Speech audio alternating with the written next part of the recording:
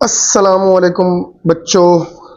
हम चैप्टर 10 के numerical problem करने जा रहे हैं बच्चों। बहुत सिंपल है, बहुत आसान है। सबसे पहले तो बेटे परेशान नहीं होना, रिलैक्स रहना है। आसानी के साथ इसको सॉल्व करते हैं। पहला शुरू करते हैं। A metal rod of length 1 metre, यानी मेटल रॉड है जिसकी ओरिजिनल लेंथ 1 मीटर है। एक्सपेंड बाई, यानी कितनी एक्सपेंड हुई, यानी उसमें जो चेंज आया वो है 0.02 मीटर व्हेन हीटेड फ्रॉम, यानी उसका पहले टेम्परेचर था 20 सेल्सियस। इसको केल्विन में कन्वर्ट करने के लिए 273 ऐड किया तो ये बन गया 293 केल्विन। ओके, 120 जो नया टेम्परेचर आया 120 सेल्सियस प्लस वही चीज 273, तो हमारे पास बच्चों इसको ऐड कर लो 273 प्लस 120 तो ये आएगा 393 केल्विन। ओके बच्चों, तो नेक्स्ट हम चलते हैं। हमारे पास डेल्टा टी बच्चे में निकालना पड़ता है, फाइनल माइनस इनिशियल। तो 393 माइनस 293 तो ये हमारे पास आ जाएगा 100 केल्विन।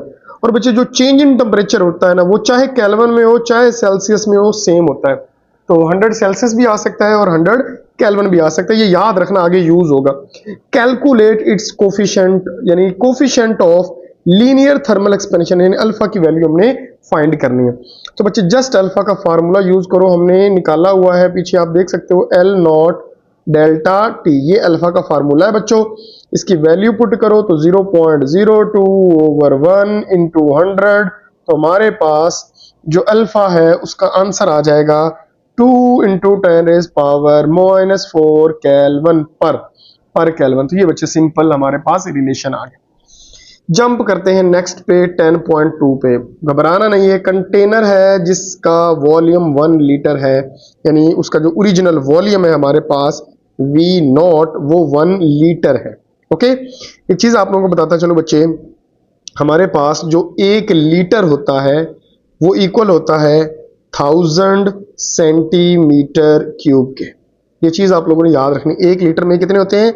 1000 centimetre cube. तो हमारे पास जो ओरिजिनल वॉल्यूम है वो बन जाएगा 1000 सेंटीमीटर क्यूब। ये चीज आप लोगों ने याद रखनी है। फिर वो कहता है what will B its volume at, यानी वॉल्यूम एट T डिग्री हमने क्या करना है, फाइंड। ओके, और जो ओरिजिनल टेम्परेचर है बच्चों आप देख रहे हो वो है 20 सेल्सियस। ओके, और जो फाइनल टेम्परेचर है वो है 80 सेल्सियस।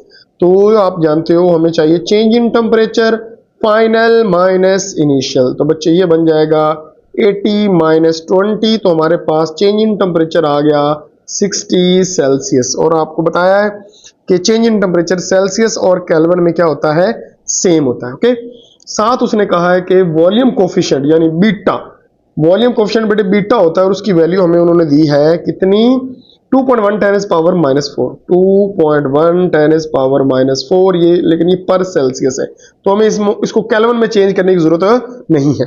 तो बेटे आप लोगों ने देखा हमें चाहिए V, तो V के लिए सिंपल फार्मूला है V not 1 plus beta into delta T.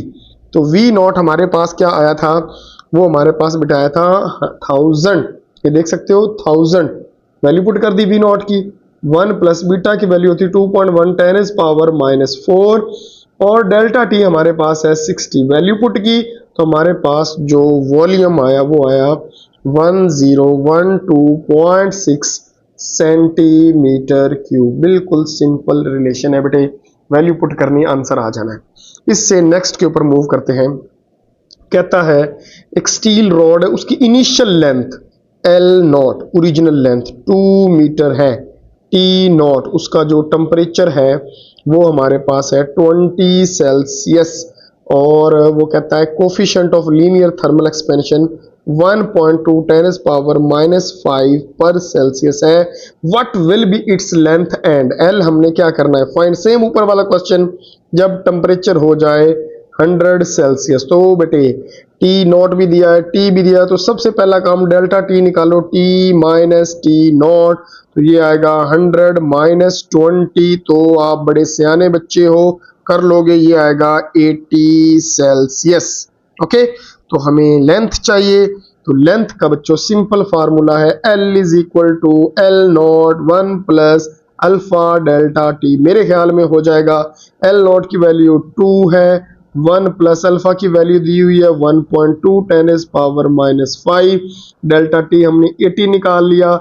Value put करो, कैलकुलेटर में डालो और इसका आंसर निकालो, ये आएगा 2.00192, ठीक है, मीटर। ये कैलकुलेटर पे आप करोगे तो यही आएगा, सही है।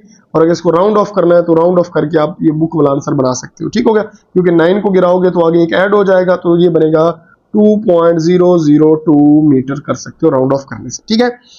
नेक्स्ट हम जंप करते हैं न्यूमेरिकल नंबर 4 पे, ठीक हो गया। वो कह रहा है स्टील ब्रिज है जो एक्सपेंड करती है 5 सेंटीमीटर।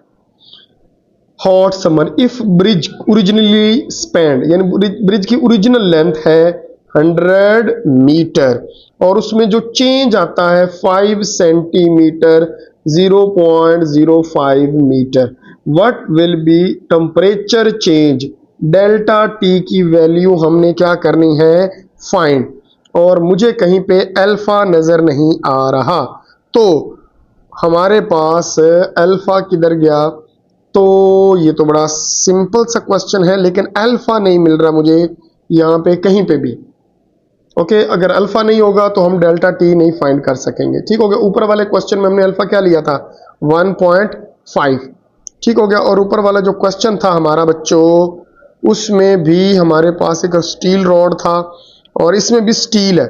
हाँ, तो बच्चे क्लियर हो गया हमारा क्वेश्चन। जो अल्फा होता है ना स्टील के लिए, स्टील ब्रिज के लिए, उसकी वैल्यू फिक्स है 1.2 10⁻⁵ पर केल्विन। ओके, तो इसलिए ये बहुत सिंपल है, पर केल्विन कर लो या पर सेल्सियस एक ही बात है। तो बच्चे अल्फा की वैल्यू वही लेनी है स्टील वाली, ठीक है। स्टील ब्रिज है तो अल्फा की वैल्यू सेम होती है। लो बच्चे, अब हमारा प्रॉब्लम सॉल्व हो गया। तो डेल्टा एल होता है alpha L nought delta T बच्चों। तो डेल्टा टी निकालना है तो ये बनेगा delta L over alpha L nought. लो बच्चों, डेल्टा टी की वैल्यू पुट करो, हमारे पास आंसर आ जाएगा डेल्टा एल की वैल्यू 0.05 और अल्फा की वैल्यू 1.2 10⁻⁵ और एल नॉट की वैल्यू है 100। तो बेटे जब आप इनको पुट करोगे तो हमारे पास जो टेम्परेचर आएगा वो सिंपल आएगा 41.67 सेल्सियस। ये बड़ा सिंपल सा हमारा न्यूमेरिकल सॉल्व हो गया। आगे चलते हैं नेक्स्ट पे 10.5 कहता है how much heat is required, कितनी हीट हमें चाहिए। टेम्परेचर रेज करना है हमने आयरन का जिसका मैस दिया हुआ है 2 किलोग्राम फ्रॉम T1 20 सेल्सियस और T2 100 सेल्सियस तक लेके जाना है। और हमें स्पेसिफिक हीट कैपेसिटी दी है कितनी, 450 जाउल पर किलोग्राम पर केल्विन। तो बच्चे ये देखो दोनों टी दिए, डेल्टा टी निकालेंगे। डेल्टा टी आता है 100 माइनस 20, तो डेल्टा टी हमारे पास आ गया 80 सेल्सियस। आपको पता है इसको केल्विन में भी चेंज करो तो इतना ही आता है, तो इसको हम लिख सकते हैं 80 केल्विन। तो हमें क्यू चाहिए, तो बेटे आपने स्पेसिफिक हीट कैपेसिटी का फार्मूला पढ़ा होगा, Q is equal to M C delta T. हर चीज दी हुई है, m की जगह 2, specific heat capacity 450, delta T हमें 80 दिया हुआ है। मेरे ख्याल में कोई मसला ही नहीं इस न्यूमेरिकल में, सीधा सीधा सवाल है। और इसका आंसर आता है हमारे पास 72,000 जाउल, यानी 72 किलो जाउल। कर लोगे, कर लोगे, मुझे पता बहुत अच्छे बच्चे हो। आगे चलते हैं, how much heat is required. Same question, कितनी हीट हमें चाहिए। मैस हमें दिया हुआ है 500 ग्राम यानी 0.5 किलोग्राम, 1000 पे डिवाइड किया और कुछ नहीं किया, तो डायरेक्ट हमने किलोग्राम ग्राम को किलोग्राम में चेंज कर लिया क्योंकि ऐसा यूनिट किलोग्राम है। और हमने उसका टेम्परेचर वही रखना है जो कि हमारे पास होता है फ्यूजन का टेम्परेचर, ठीक हो गया। और लेटेंट हीट ऑफ फ्यूजन हमें दी है जो कि है 3.36 10⁵ जाउल पर किलोग्राम। क्यू फाइंड करना है, तो अगर आपने लेटेंट हीट ऑफ फ्यूजन पढ़ा है तो सिंपल है Q ओवर M इसका फार्मूला होता है। हमें Q चाहिए तो ये हो जाएगा MLF यानी लेटेंट हीट ऑफ फ्यूजन। तो M हमें दिया 0.5, लेटेंट हीट ऑफ फ्यूजन दी है 3.36 10⁵। इन दोनों को मल्टीप्लाई करोगे तो हमारे पास Q की वैल्यू आ जाएगी 168,000 यानी किलो जाउल।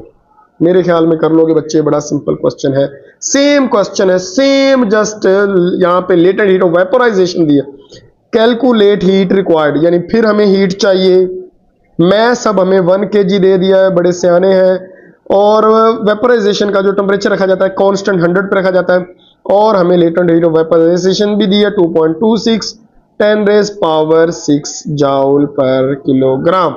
तो अभी मैंने लिखा है लेटेंट हीट ऑफ वेपोराइजेशन होती है Q/m, तो यहाँ पे बच्चों Q आ जाएगा mLV। मेरे ख्याल में प्रॉब्लम सॉल्व हो गया, m की जगह 1, L वही 3.3, सॉरी 2 पॉइंट, तो L हमारे पास क्या है 2.26 10⁻⁶ जूल पर किलोग्राम। इनको मल्टीप्लाई करोगे, किलोग्राम से किलोग्राम कैंसिल हो जाएगा, तो हमारे पास आ जाएगा 2.26 10⁻⁶ जूल। अब हमें पता है कि भाई साहब जी जो 10⁻⁶ होता है वो मेगा होता है, तो 2.26 मेगा जूल। बहुत ही सिंपल, दोनों क्वेश्चन मिलते जुलते थे, हो गए। लास्ट क्वेश्चन हमारा है, किधर गया लास्ट, ये 7 था हमारा लास्ट, यही था। चलो जी, ये तो खत्म हो गया, मुझे लगा और भी हैं। तो ये बच्चे हमारे पास सिंपल से न्यूमेरिकल थे। आई होप बच्चों आपको क्लियर हो गए होंगे। मिलते हैं नेक्स्ट वीडियो में नेक्स्ट चैप्टर के साथ, तब तक के लिए अल्लाह हाफिज, अपना ख्याल रखिएगा।